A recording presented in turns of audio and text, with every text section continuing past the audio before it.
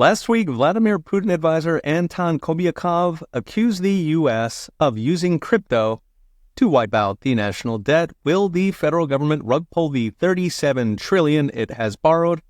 More important, should it? So first, Anton's logic. While some hoped he meant a gold or Bitcoin takeover, his actual claim is the U.S. will issue stable coins, which are crypto tokens designed to be worth exactly $1. And we transfer the national debt onto those tokens, default on them either partially or with a haircut, and presto, burn the crypto bros and we get a fresh slate. So this is goofy on a number of levels, starting with the fact stablecoins have to be backed by cash or treasuries, unlike the dollars banks print when they lend money. But most important, stablecoins are fungible. They spend just like the dollars in your bank account, meaning if you mint $37 trillion fungible tokens, you've effectively printed 37 trillion real dollars. This would make inflation go up something like 200%. Moreover, the exact tokenization that Anton's describing happened decades ago when FDR broke the link with gold and then Nixon finished it off. So outside the paper in your pocket, dollars today are nothing more than numbers on a spreadsheet at the Fed or a bank.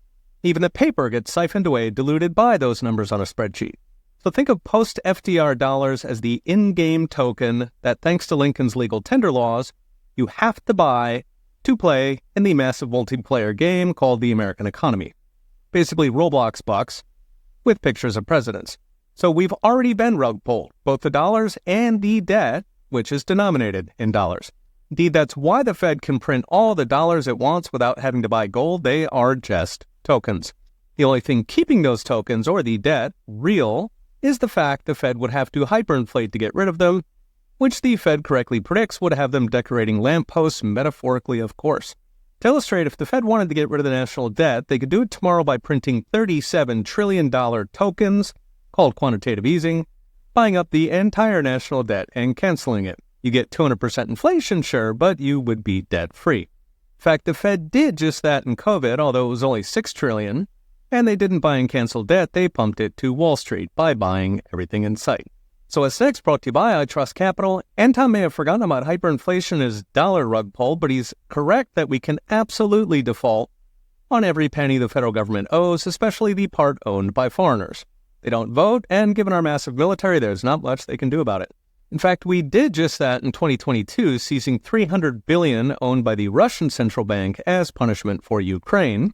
We can absolutely cancel the other $9 trillion of national debt held by foreigners.